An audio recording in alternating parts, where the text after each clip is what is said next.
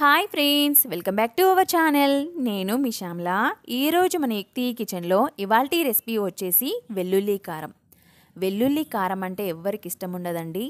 నేనైతే ఇవాల్టి వీడియోలో మన తెలంగాణ స్టైల్లో వెల్లుల్లి కారం అయితే ప్రిపేర్ చేస్తున్నాను. ఈ వెల్లుల్లి కారంని నేను చెప్పిన విధంగా చేసుకొని వేడి వేడి అన్నంలోకి నెయ్యి కానీ ఆయిల్ కానీ వేసుకొని తినండి. ఆహా, టేస్ట్ అయితే సూపర్ యమ్మీగా ఉంటుంది.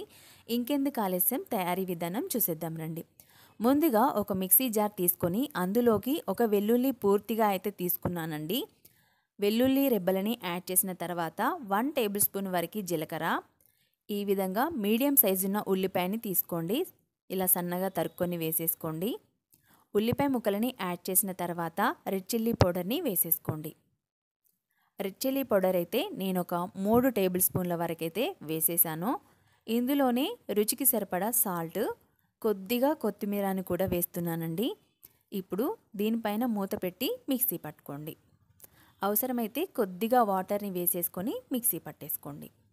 చక్కగా ఈ విధంగా మెత్తని పేస్ట్ కింద మిక్సీ పట్టుకోవాలి. మీరు కావాలనుకుంటే పోపు వేసుకోవచ్చు. నేను ఇక్కడ పోపు ఏం అస్సలు వేయట్లేదు. ఈ విధంగా వెల్లుల్లి కారంని ప్రిపేర్ చేసేసుకోండి. చాలా చాలా తక్కువ టైంలో మన టేస్టీ అండ్ యమ్మీ తెలంగాణ స్టైల్లో వెల్లుల్లి కారం అయితే రెడీ అయిపోయింది. చాలా చాలా టేస్టీగా ఉంటుందండి.